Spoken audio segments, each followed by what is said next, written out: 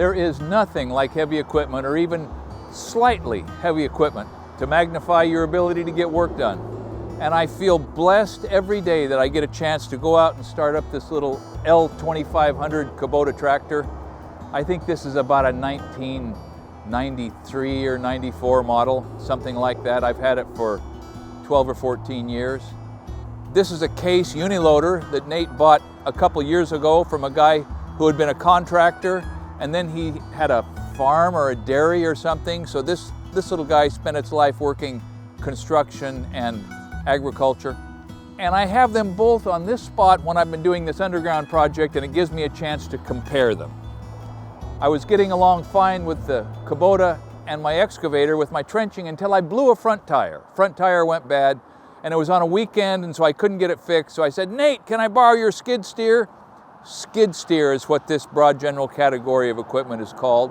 He said, sure. So I went out and I hooked on and I brought it back and I kept working. So let me just talk about what occurs to me as being the strengths and weaknesses, the pluses and minuses of a farm tractor, wheel tractor, front loader configuration machine, and a skid steer.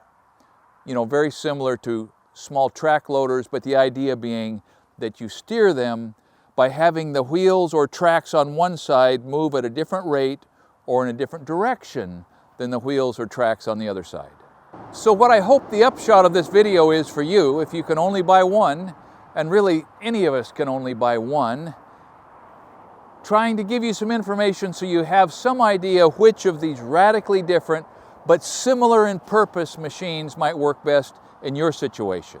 Whether you're a homeowner, a property owner, a landscape contractor, a concrete contractor, a general contractor, a dairy farmer, whatever you are, you're probably wondering, gosh, do I go with plan A or do I go with plan B?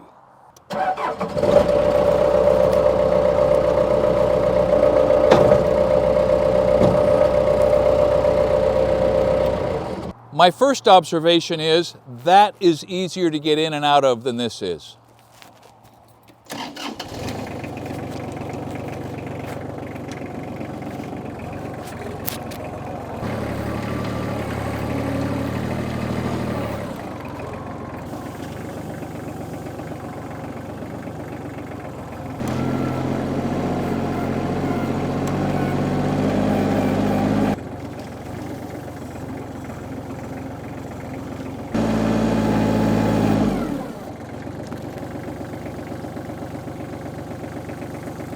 Point number two is the skid steer holds almost 3 times as much material in the bucket as the wheel tractor.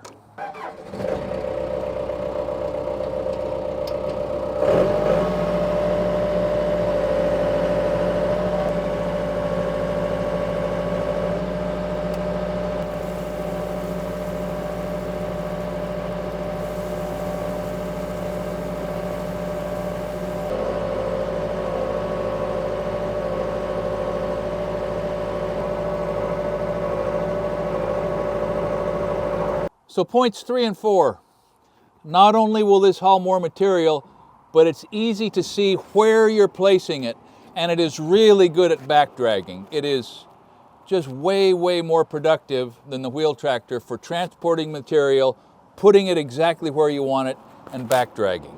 So let me show you one of the downsides to this little guy. First of all, when I'm sitting in here, I almost can't see behind me.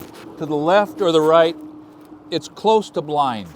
Now, not only is that sort of a challenge for getting in close proximity to other cars and buildings and cameras and people, but it just gets a little bit restraining in order to kind of keep track of what's going on the whole job, whereas on the wheel tractor, you're sitting right out in the open.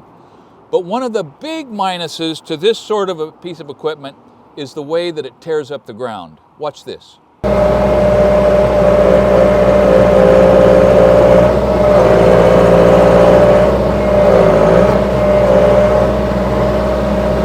So boy, that's handy, and that's fast, and that's maneuverable.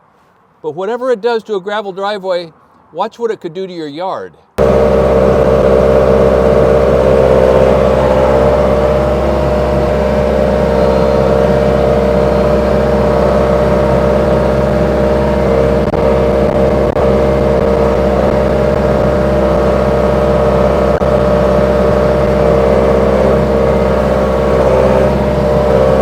that is beautiful high production capability, but it's not for the faint-hearted, and it's not for working in Mrs. McElhenney's rose garden, I'll tell you that. Let me show you why I needed my little wheel tractor for backfilling the ditches around my house. When I step out of that case, that lightning fast, super strong, super controllable case, and sit on this, I think, I can see, I can hear, I can communicate. I'm not likely to wreck something sitting on this tractor. But this tractor is much more likely to tip over on a side hill or with a big load that's carried too far off the ground. So, you know, life's just all about a series of trade-offs, right?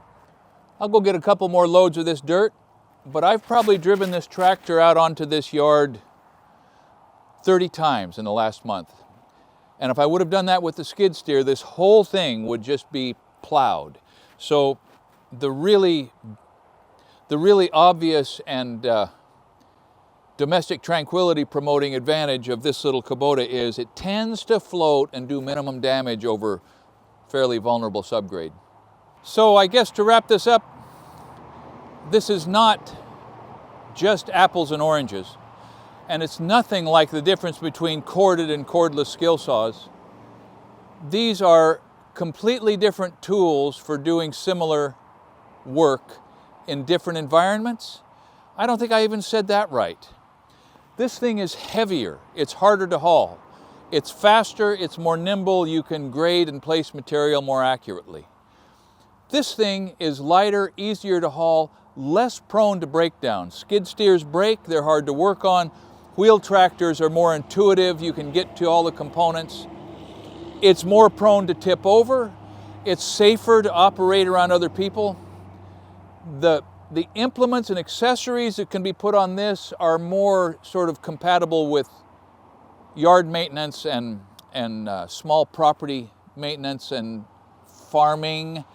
The accessories that are available for these things, and they are particularly with bobcats, they're legion, right, are much more sort of structured and designed for commercial work, heavier production. If you own a little excavator, this sort of fades because you don't need the backhoe attachment, which I used for 10 years and was so thankful to have. So in general, probably for heavy scale work or heavier scale work, this is going to be the solution, but you got to be careful and you got to be ready to maintain it. It costs some money. For those of us who operate at a smaller scale and have a wider range of tasks to do, some of them around the house, probably this is it. But really what it boils down to is where you find the deal, where you find the bargain. If you're buying used, you look for the deal.